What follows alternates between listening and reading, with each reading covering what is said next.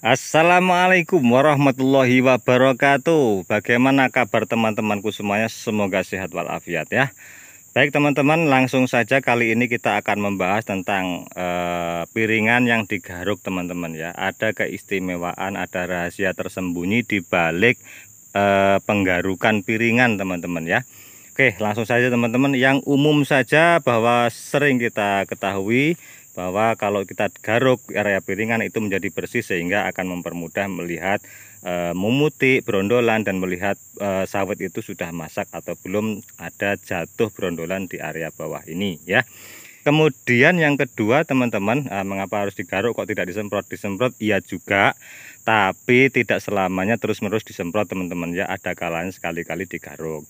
Alasannya mungkin kalian juga sudah tahu bahwa kalau disemprot itu menggunakan racun, kalau digaruk itu manual ya teman-teman. Ada dampak positif dan negatifnya.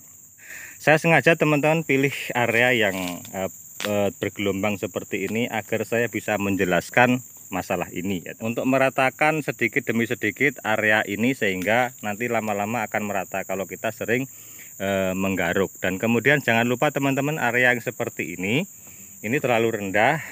Ini harusnya juga nanti akan diberikan tanggul teman-teman ya, akan diberikan tanggul berupa tanah baru ya, bisa dia tempati karung, kemudian disusun di sini. Nah, itu step ke berikutnya teman-teman ya. Nah, kalau areanya hanya miring sedikit seperti ini, nah ini juga akan menjadi tanggul teman-teman yang kita garuk dari arah sana ke sini. Sehingga pupuk itu berhenti di sini kalau misalkan nanti larut. Mengapa kita garuk seperti ini juga? Bahwa jika Anda memperhatikan di area piringan itu sering kita pupuk.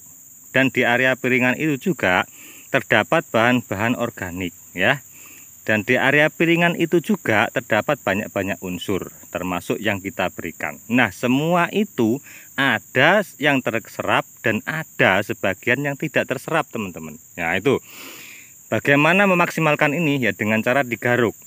Sisa-sisa pupuk yang belum terserap atau unsur hara lainnya yang tidak terserap di bawah daripada pohon ini bisa kita tarik, teman-teman. Kita tarik ya, kita geser ke arah sana. Set.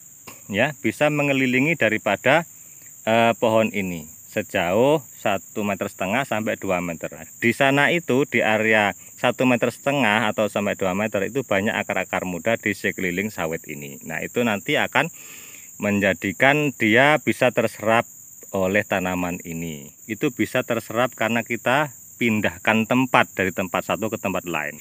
Nah, yang berikutnya teman-teman, dengan cara digaruk ini maka terbukalah pori-pori teman-teman. Nah, seperti ini ya.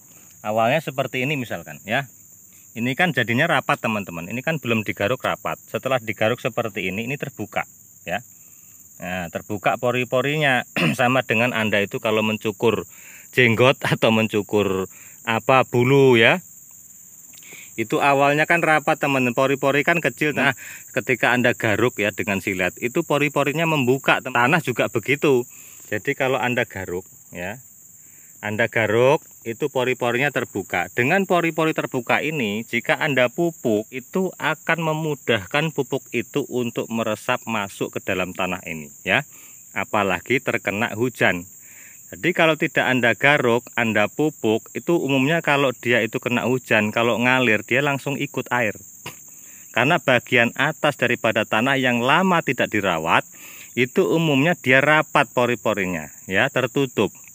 Karena endap-endapan daripada debu dan tanah-tanah kecil itu lama-lama rapat bagian atas. Nah, itu kalau di atasnya dikasih pupuk itu akan larut. Tapi kalau Anda buka sedikit saja, Anda gores ya, Anda buka dengan digaruk, itu terbuka pori-pori kembali. Nah, sehingga kalau Anda kasih pupuk itu dia tidak larut, tapi dia malah masuk ke dalam tanah. Nah, kecuali memang hujannya itu sangat deras teman-teman ya. Nah, ini misalkan ini hujan deras teman-teman. Ini memang ngalir ke sini teman. Kalau udah sangat deras, ini ngalir ke sini Ya, ini kan miring ya.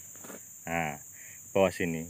Tapi teman-teman, tanah yang seperti ini tidak berpotensi membuang pupuk terlalu jauh. Paling-paling ngalir dari sana ke sini, berhenti di sini. Berhenti di sini, paling lama masih ngalir, berhenti di sini ya. Hanya di area sini saja. Nah, karena ini areanya rata ya. yang bergelombang itu hanya tertentu saja seperti area piringan seperti ini. Nah ini ya yang membolehkan bahwasanya orang kalau bertanya, kalau habis dipupuk hujan deras bagaimana Pak? Selagi tanahnya itu rata tidak ada masalah ya. Kalau dia larut pun dia akan berhenti di area-area sini saja. Akar-akarnya di sini juga banyak. Nah berbeda halnya dengan miring terus seperti ini ya, kayak pegunungan itu ya. Nah itu beda lagi teman-teman. Kalau itu kalau ditebar ya hanyut. Dia kalau sudah los seperti itu sampai di ujung bawah ya, seperti itu ya.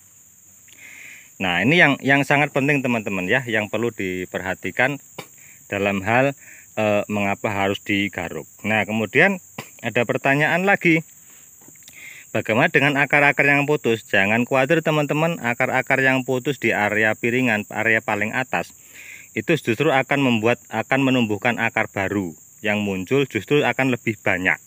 Anda kalau nggak percaya akar-akar di bagian piringan Anda yang sudah tua, itu Anda cangkul, Anda bersihkan, nanti Anda kasih pupuk ya atau organik dan sebagainya, itu akan tumbuh akar-akar baru yang muda, yang lebih banyak lagi, yang akan mudah menyerap daripada unsur hara itu. Keuntungan lain pada saat kita menggaruk piringan itu supaya tidak menjadi sarang daripada bertelurnya kumbang tanduk teman-teman ya.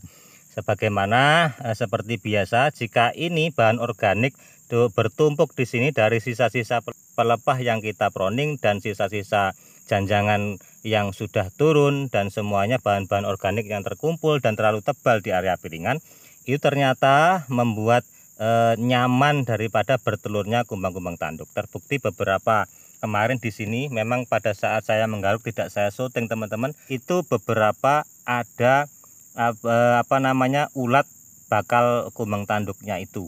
Nah ya, itu beberapa ada, kemudian saya matikan ya teman-teman karena berbahaya jika itu dibiarkan. Keuntungan selanjutnya mengapa harus digaruk piringan, supaya jamur-jamur yang ada di area piringan itu tidak naik ke pohon teman-teman ya, tidak berkembang biak ke atas pohon.